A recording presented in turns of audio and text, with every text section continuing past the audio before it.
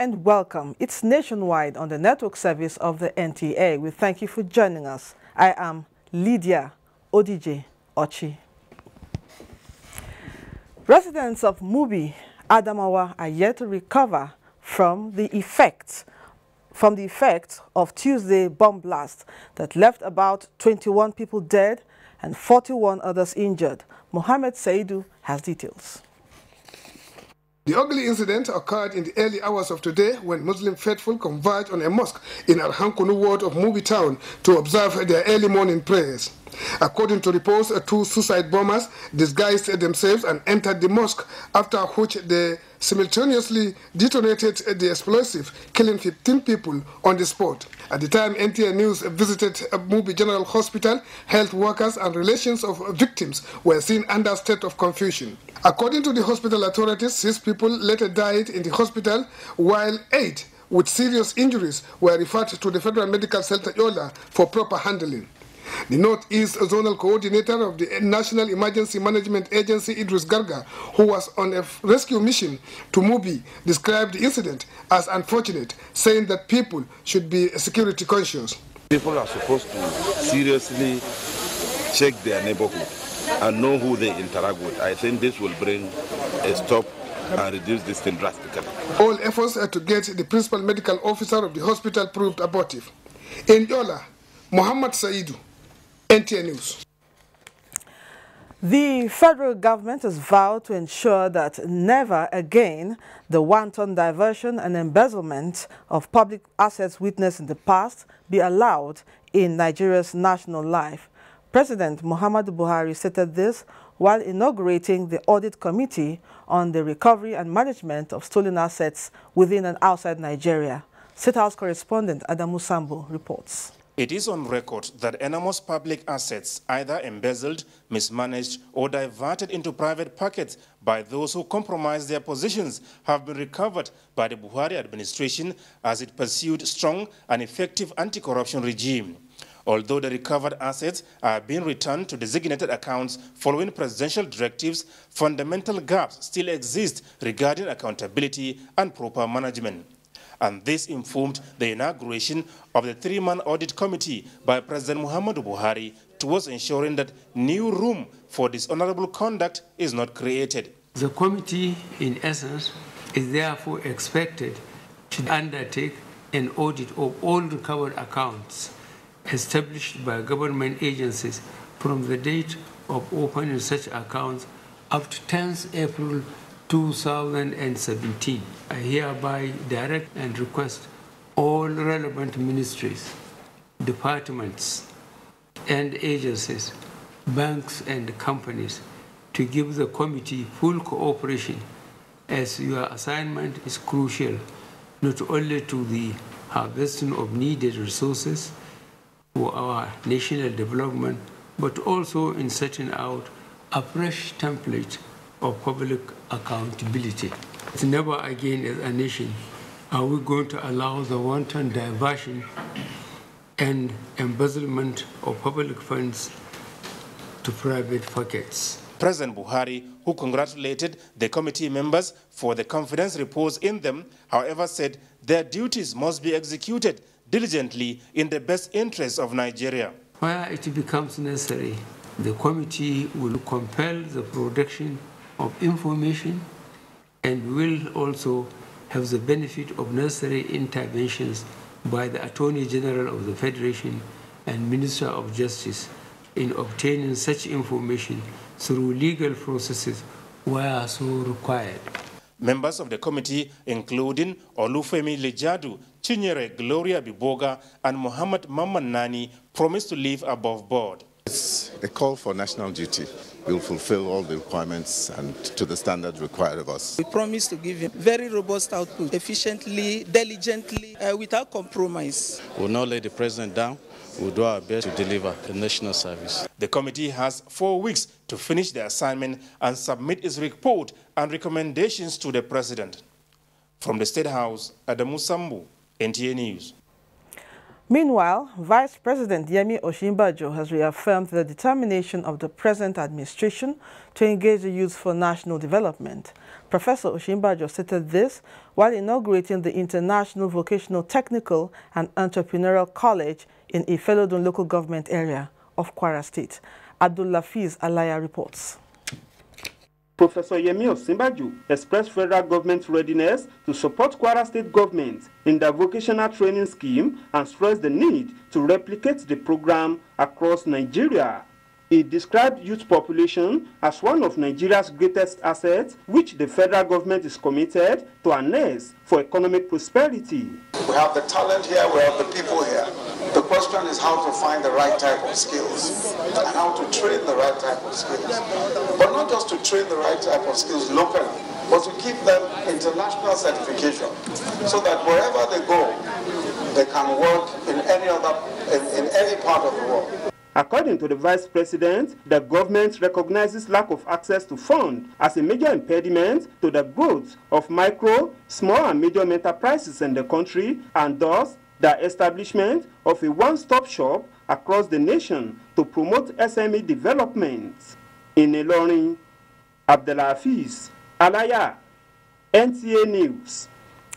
Following the clash between farmers and herdsmen which led to the loss of 44 lives in two villages in Numan local government area of Adamawa State, Deputy Governor Martins Nasir Babali has appealed to the people to embrace peace instead of taking the law into their hands. Correspondent Yusuf Jika reports. The incident is said to have been caused when a farmer was killed by herdsmen. This led to a retaliation on Fulani communities, where 44 people lost their lives, mostly women and children. The attack, which turned Numan and the entire state into mourning, has been described as unfortunate. Deputy Governor Martins Nasir Babali, who was in Numan alongside state security chiefs, condemned the ugly incident and called for calm as government and security agents are on top of the matter. This incident is so sad. It has touched everybody's hearts. The government is sad about what happened. I'm saying that they should be patient. As of now, the place is calm because there are a lot of security men and which we are still going to reinforce them. Ahmadu Barrow, a leader in the Fulani-affected communities, called for government's quick intervention to the families affected. The delegation was at the palace of the Amapachama, Honest Irmia Stephen, where the monarch sympathized with the families of the departed souls and called for the reinforcement of security agents to avert the reoccurrence of the attack. Meanwhile, normalcy has returned to Mubi after the early morning bomb blast on Tuesday morning in a mosque. Deputy Governor Martins Nasir Babali, Senator Binta Masi Garba, alongside state security chiefs, visited the town to condole and sympathize with the community over the unfortunate incident. In Yola, Yusuf Jika, NTA News. Still on communal clashes. Finding a lasting solution to the incessant cases of communal clashes dominated proceedings on the floor of the Senate.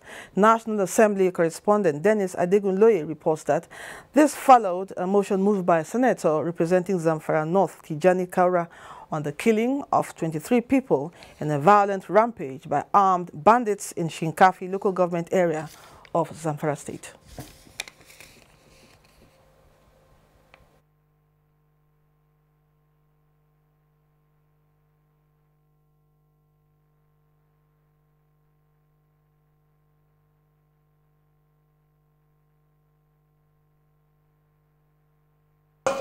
The need for collaborative effort between the federal and state government to come up with a definite policy on protecting its citizens, especially those living in the rural areas.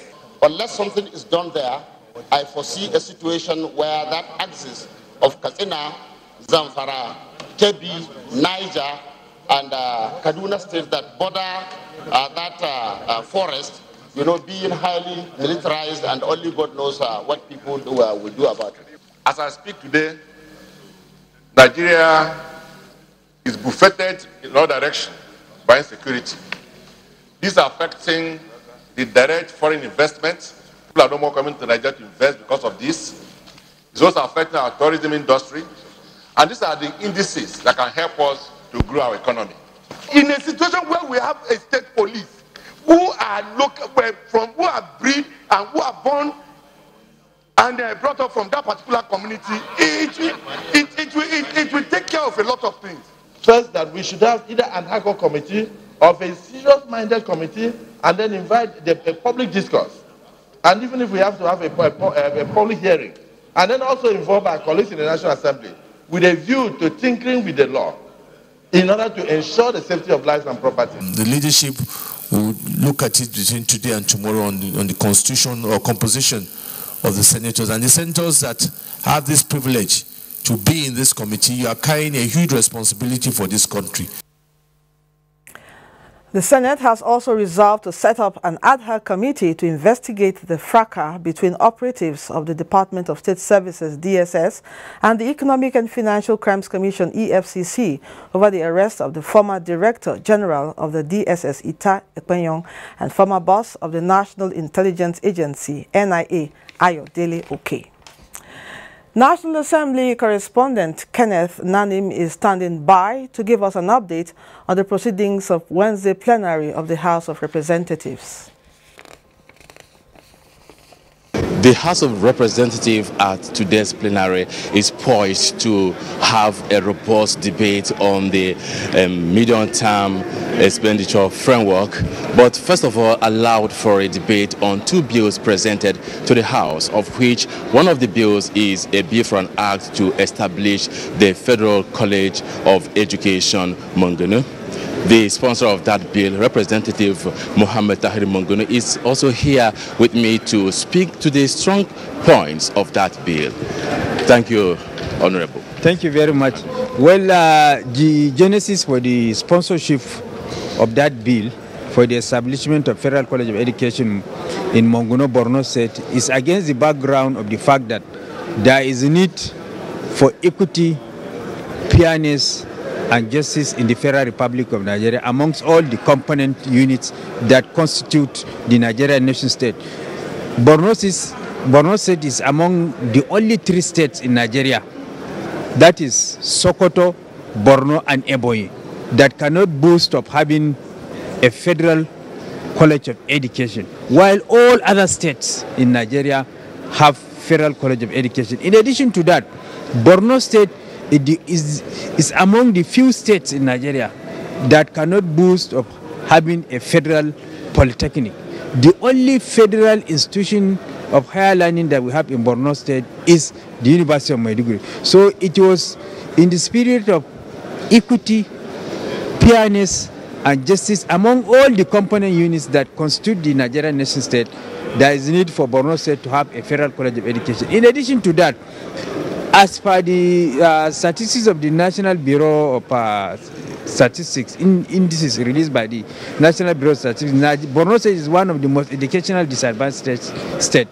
So the establishment of the Federal College of Education will go a long way in bringing at par the educational level of Borno State compared to other states. Okay, thank you, Representative. Yes, we have heard from him, and he's also saying that the establishment of this College of Education will also address all the challenges in that area.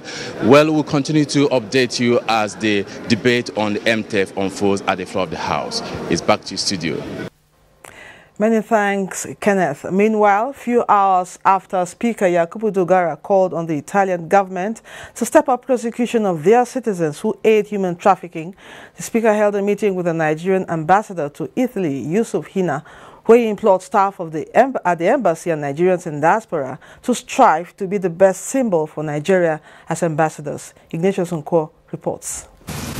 In what could best be described as a family meeting, Speaker Yakubu Dogara met with the Nigerian ambassador to Nigeria, Mr. Yusuf Haina, and some Nigerians living in that European country.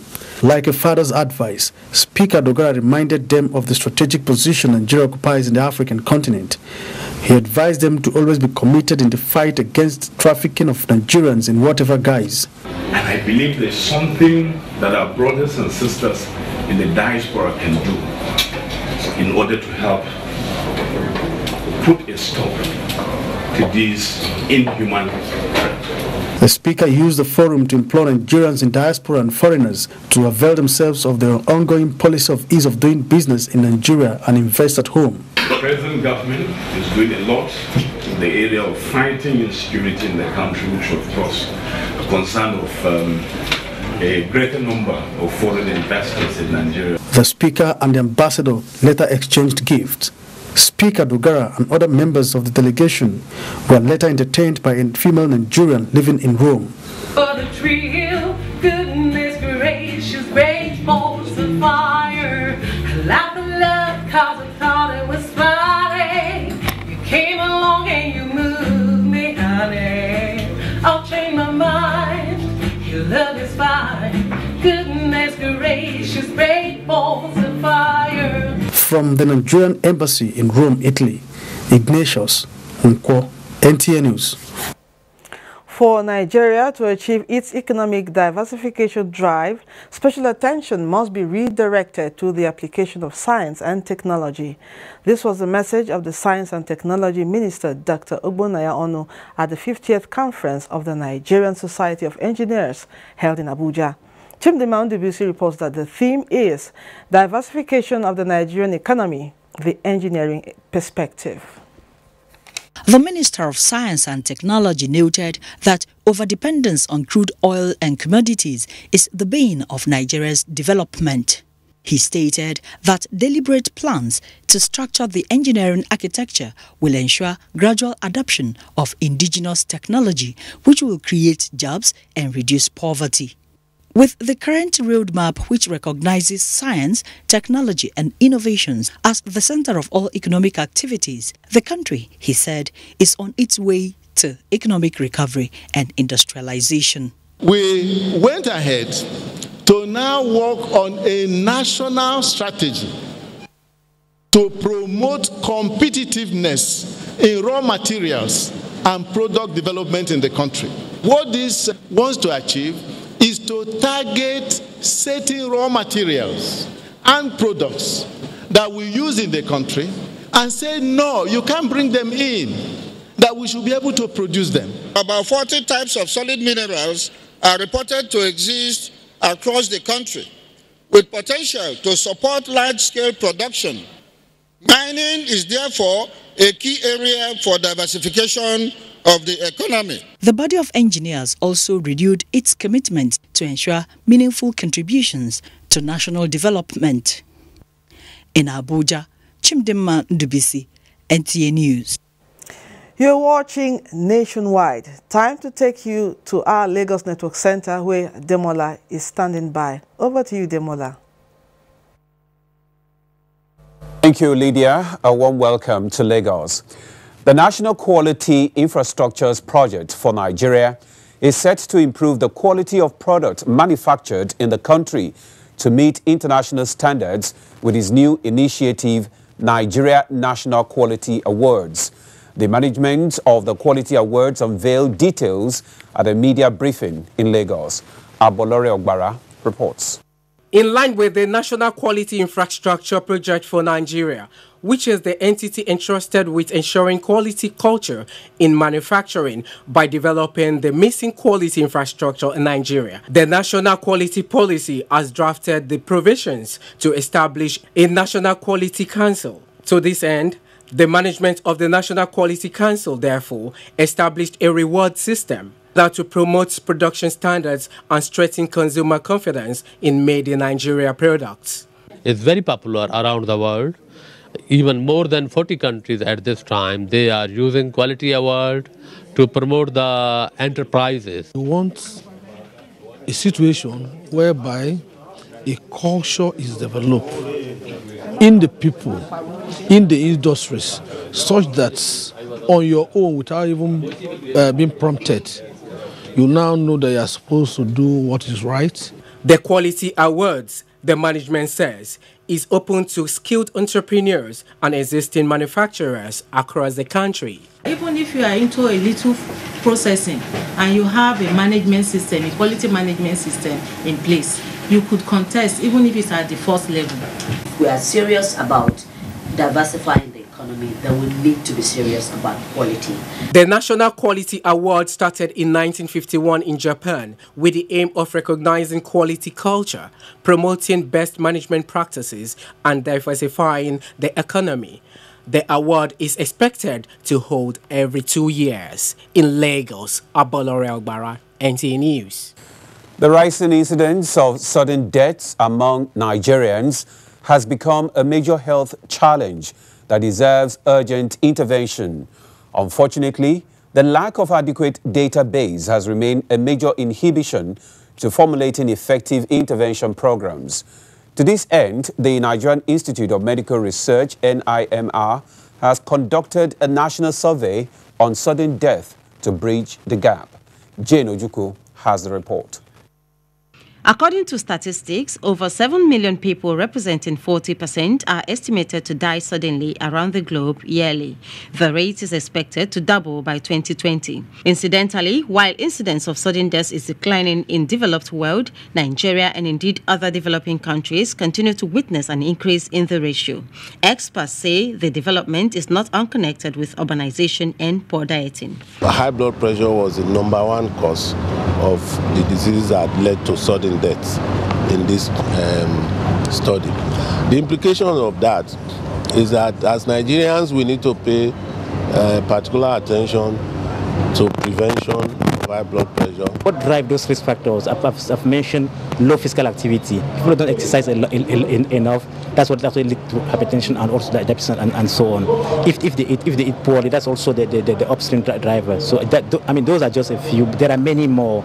The need to formulate adequate intervention programs, therefore, cannot be overstressed. To this end, the Non-Communicable Disease Research Group of NIMR had risen to the occasion and have presented their findings to the public. We want the government to enact the law, the Corona law, implement it, and also support autopsy so that we find out other things that are killing our people. The experts also advise Nigerians to embrace active living as against sedentary life and to imbibe the habit of regular medical checks, emphasizing that prevention remains the best cure. In Lagos, Jane Ojukwu, NTA News. Well, that does it from Lagos. It's back to you, Lydia, for more on Nationwide. Good afternoon. Many thanks, Demola. Let's take a breather now. Nationwide returns shortly. Don't go away. Hate speech is not a joke. It incites genocide and crimes against humanity. Most of Africa's civil wars are caused by hate speech from one tribe against another. We don't want it here. The Nigerian government stands firm against hate speech. Under no conditions whatsoever should we tolerate or excuse or justify hate speech or hateful conduct of any kind, especially where such is illegal. There's no doubt that the resurgent push for separatism, as well as the rising cases of ethnic and religious disharmony, are all traceable to the growing phenomenon of hate speech. One nation bound in freedom, peace and unity. Nigeria, one nation, one people. This is a public service announcement brought to you by NTA. The Honorable Minister of Information and Culture, Lai Mohammed, cordially invites all state commissioners, permanent secretaries, and directors of tourism and culture and other stakeholders in the tourism, culture, and national orientation sector to the 9th National Council meeting on tourism, culture, and national orientation with the theme Tourism and Culture as a Panacea for Nigerian Economic Recovery. Chief host, Executive Governor of Jigawa State, Alhaji Muhammad Badaru Abubakar. Venue, Manpower Development Institute along Government House Road, opposite Commercial Secondary School, Takuru, Adwa, Duse, Jigawa State. Date, 22nd to 25th November 2017. Permanent Secretary, Federal Ministry of Information and Culture, Announcer. Now, you can hold that dream occasion without stress. Horizon Caterers will provide answers to to all your catering questions. Exquisite hall designs, mouth-watering and nourishing local and continental cuisine, suitable for all types of ceremonies, including weddings, AGMs, business luncheon, cocktails. Name it, we can bring it. Our chefs and executive waiters give your guests that unforgettable experience in service. Our service covers all states of the Federation. Call us today to book your occasions. 0805-502-9637, 0803-450-9726, 0909-9708-111. Horizon Caterers. Experience catering beyond the horizon. Honey, let's just pay now. The kids are bored. I am too. We're traveling next week. We can't just waste money like that and subscribe for a month when we won't be around to use it. Worried about wasted subscription? Then make a smart choice by paying for when you want with our groundbreaking new StarTimes Pay Per Day package. You can now pay for exactly how long you want. A day, 2 days, a week? The choice is yours.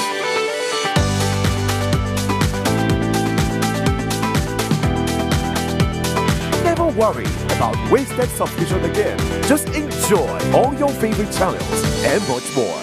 StarTimes. Enjoy digital life.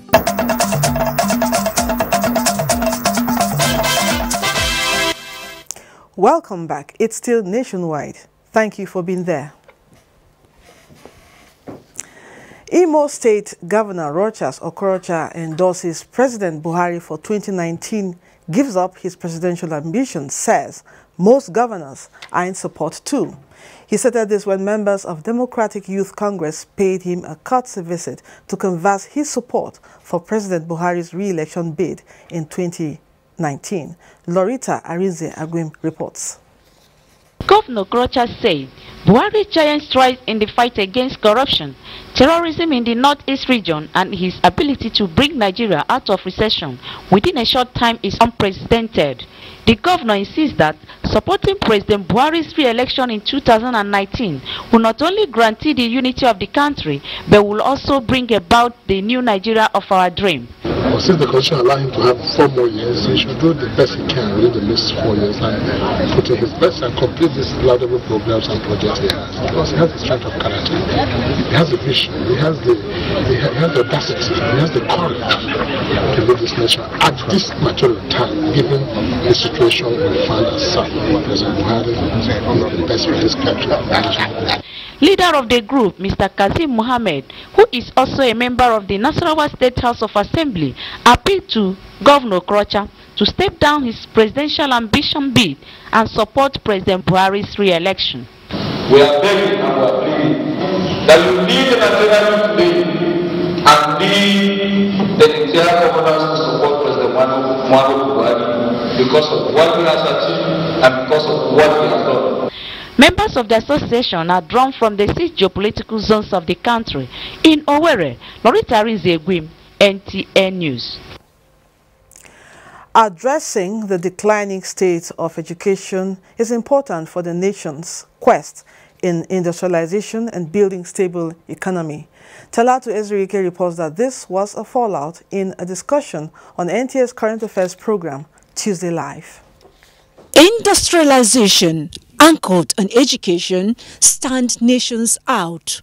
Education, therefore, is described as the bedrock of the society, of which its absence or low standard affects nation building that could be devastating. It is a very, very serious situation.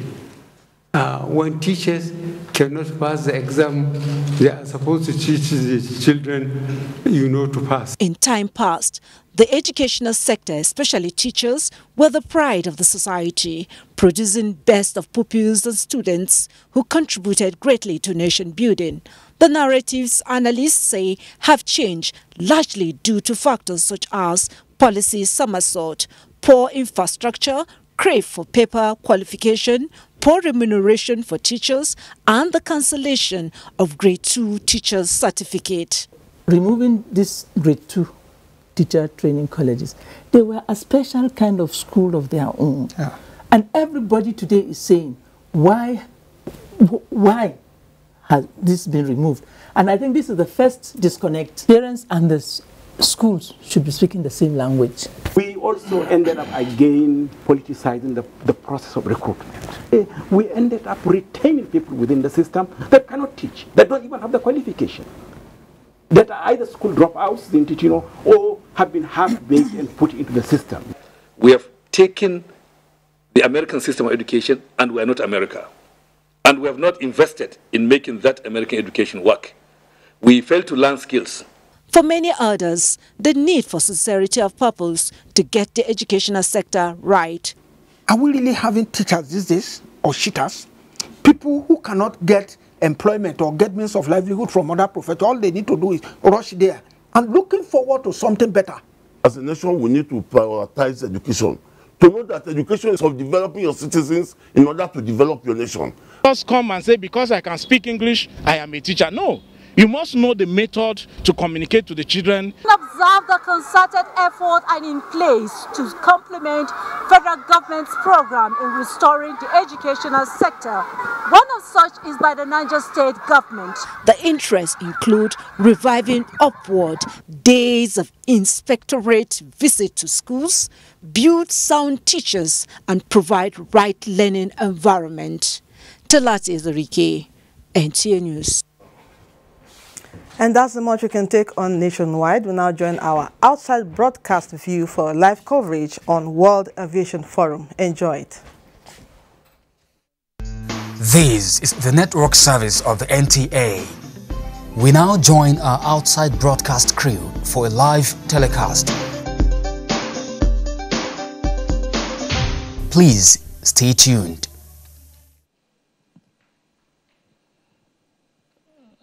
Honorable ministers, ladies and gentlemen, my name is Amadou Maro. I'm the Director for Infrastructure and Urban Development at the African Development Bank. At the opening ceremony yesterday, the President of the African Development Bank, Dr. Akinwumi Adesina, made a passionate speech on the need to support the development of the aviation sector in Africa.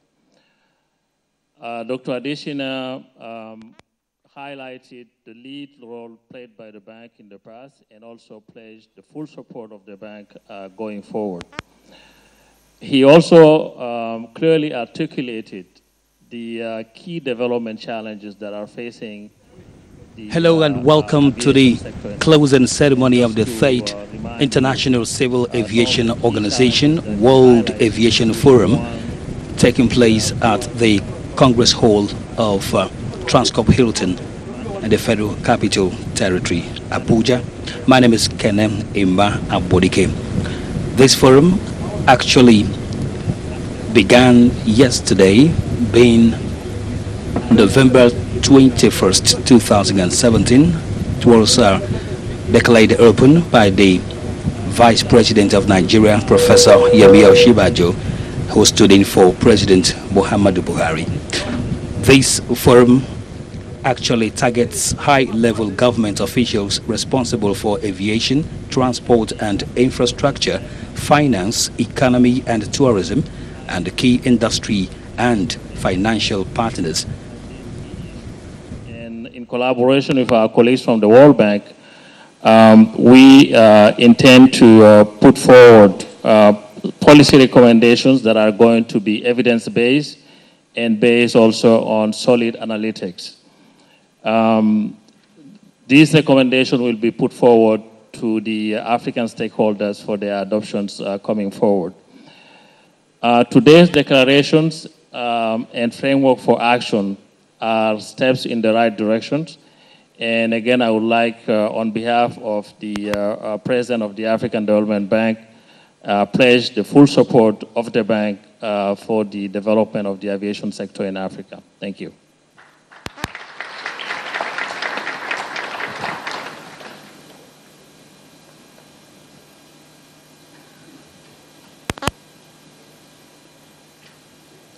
Honorable Minister, I see there is a a request from the floor, not from the ministers, but from the ambassador of Japan to ICAO. And if you, with your permission, of course, I'll give him the floor.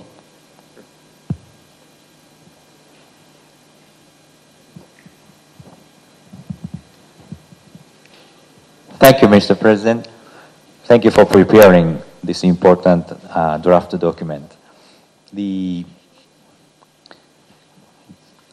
I would like to reproduce the comment I sent actually in advance for our contribution to this draft, which is the suggestion adding one paragraph on page 6.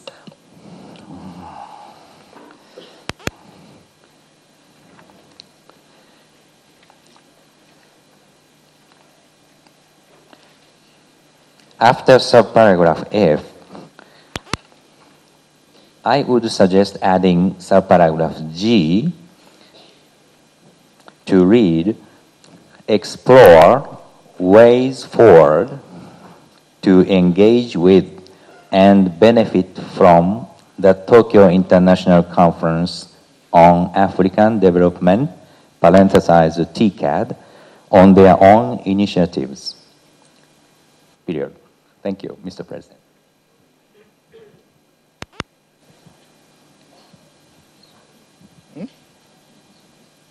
Yeah. Okay. Thank you, Japan, for that comment. Of course, we'll look at the text and we'll find a way to incorporate. It's also been brought to my attention that there was a proposal to the Secretariat with respect to the paragraph, the page 6, the call on ICAO, AUC, African Development Bank, NPCA, UNECA, AFCAC, African REX, AFRA, International Assistance Partners, donor communities, as well as financial institutions too. There has been a proposal because the different agencies have different mandates to insert Africa as financial institutions to say consistent with their respective mandates. Consistent with their respective mandates. I think that is a very reasonable proposal. So, Honorable Minister, I commend that for your agreement. Now, if there are no other comments, I want to ask the Secretary General of African Civil Aviation Commission to make a comment now.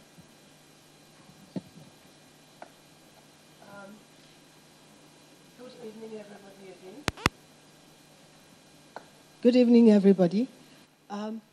I just want to use this opportunity to, on behalf of the 54 African member states on the continent, to thank ICAO for organizing this conference in conjunction with NEPAD, with the AUC, with all the other partners, and to also thank Nigeria for hosting it.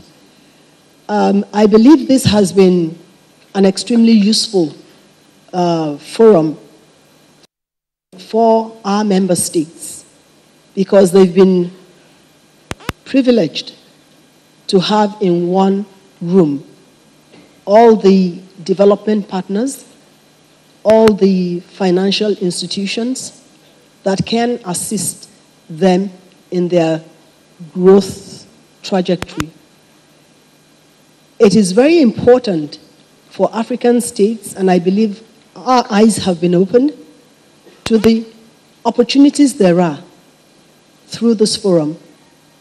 The fact that there is a lot of funding available to develop, to build on what they already have in terms of infrastructure on the continent, and in order to also build upon their systems. So I just feel that taking advantage of such an opportunity, the sky is the limit for all the states, member states of AFCAC, and I'm sure they'll take advantage of it. I expect to see, as an outcome of this meeting, all of them adhering to this declaration, just as all of us have done with previous declarations made by the honorable ministers. We are all witnesses to the fact that the Abuja safety targets that were set by the honorable ministers have been very successful because it has meant everybody working together, collaborating, cooperating, and this is the name of the game. That is the way it should be. Because when we all pool our resources, because in that process, we find all the organizations working together.